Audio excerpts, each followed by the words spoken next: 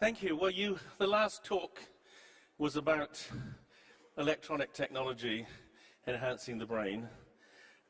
My talk's about an old technology enhancing the brain, an old technology that, of course, you all know and love, and that's called drugs. But I'll come to that in a minute. I'm going to start with the brain because it's the most complex and evolved element in the whole universe. It's what got you here today, and hopefully it'll get you home tonight. A single mouse brain has more computing power than all the computers on Earth today. And yet your brains are at least 1 million times more powerful. But unfortunately, it can go wrong. And over the last few years, we've discovered the scale of problems that brain disorders produce. The sum total of illness and cost to society from brain disorders is greater than that for cancer, cardiovascular disease, and diabetes put together. You see on the graph there, it's equivalent each year to nearly 800 billion euros.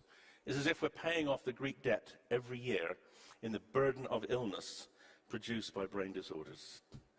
And we know that investment in these disorders is not matching the enormous burden. Here you can see on the left-hand graph, the red circle, brain disorders are way outside the predicted line of investment. They're the largest disability, and the investment is disproportionately low. And on the right-hand side, you can see one of the reasons for this. You can see the attrition rate for drugs that go through discovery into development.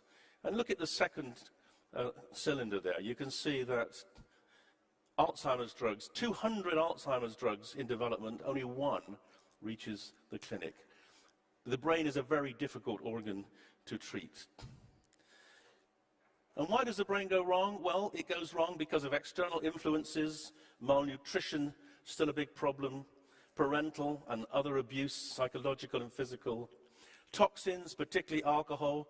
These are images of my own research showing a normal brain at the top and a brain severely damaged by alcohol misuse lower down. Infections such as meningitis and encephalitis are still common. And trauma is a massive problem in terms of leading to long-term brain damage, particularly in young men. And then there are internal aspects of the brain. Development can go wrong and lead to conditions like autism. You can have acquired abnormalities like epilepsy. And there are age-related changes such as dementia. But the real focus of my talk today is how the brain limits itself and how we can perhaps expand its capacity or take away the limit it puts on itself. Your brain is most flexible when you're a baby.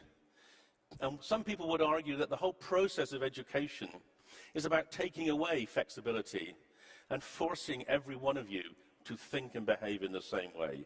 It's about getting conformity of process, which of course is useful if you're trying to speak a language the same way as other people, but may not be useful if it limits how you can deal with other things such as problems. And also the constraining of the brain in itself can lead to problems. If there's not enough of it in the right place, you get disorders such as ADHD and schizophrenia. If you get excessive constraints, you can end up with disorders like OCD and addiction. And also the resilience in the brain can be impaired, and that will lead to disorders such as anxiety and depression. And the core of my talk really is showing you how we now can understand the limitations that the brain constrains the mind with through using drugs. And this research really goes back to the 1950s and the personal experience of this man, Aldous Huxley, who used peyote and used LSD, psychedelic drugs, to understand his mind. He wrote about it in the book, The Doors of Perception, and he used this quote from William Blake to explain how these drugs changed his mind. He said, if the doors of perception were cleansed, everything would appear to man as it is, infinite. For man has closed himself up till he sees all things through narrow chinks of his cavern. And Huxley realized that what psychedelics do is take away this phenomenon that he inferred, which is that the brain is an instrument for focusing the mind. And modern neuroscience has shown they were right.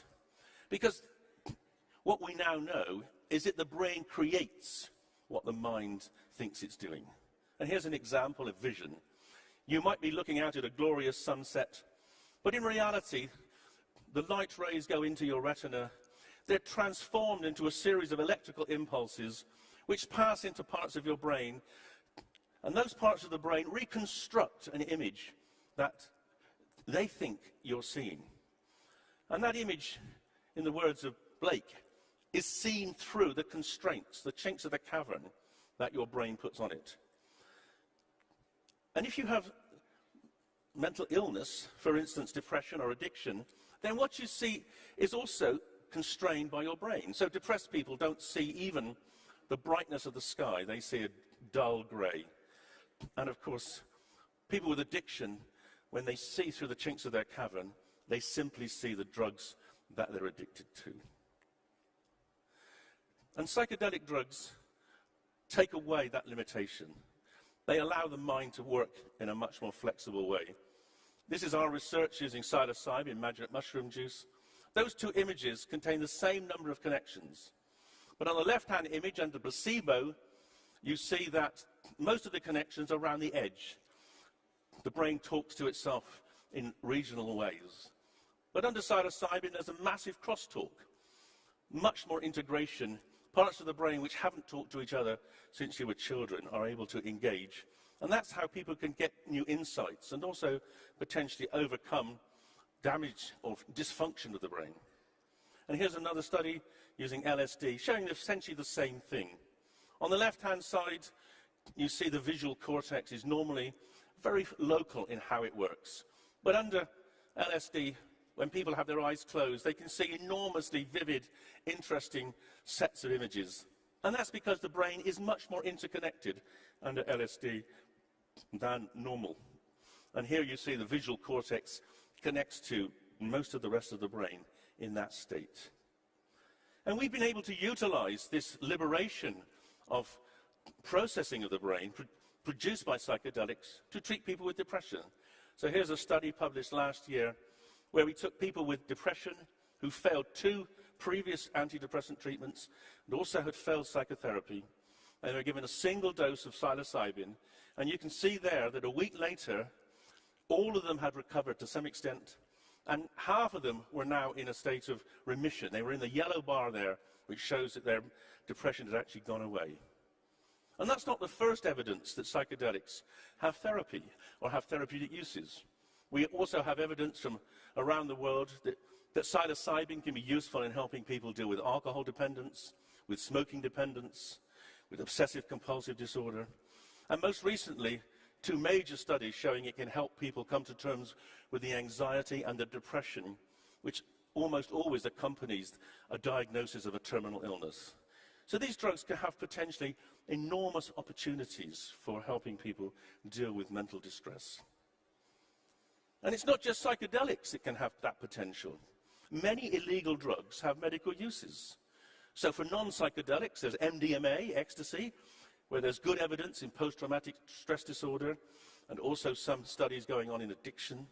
And of course, there's cannabis, where we have a range of different disorders, from pain, spasticity, cancer, epilepsy, inflammatory diseases, and also sleep disorders. All of these potentially are amenable to treatment with cannabis. So why don't we use these drugs? And that's because the WHO and the United Nations have said they're too dangerous, which is certainly untrue. I can tell you categorically, none of our patients died in the experiments we did on them. Most of our governments perpetuate this lie. And many of us, hopefully not you, have got closed minds. We do not want to believe that these might have therapeutic utility. So I want to say to you now, surely now you, if not everyone, should accept the fact that these drugs potentially could be very important medicines. And for the sake of the millions of people in the world who could be helped, it's time to say there should be no limits to the therapeutic research we do with these drugs. Thank you.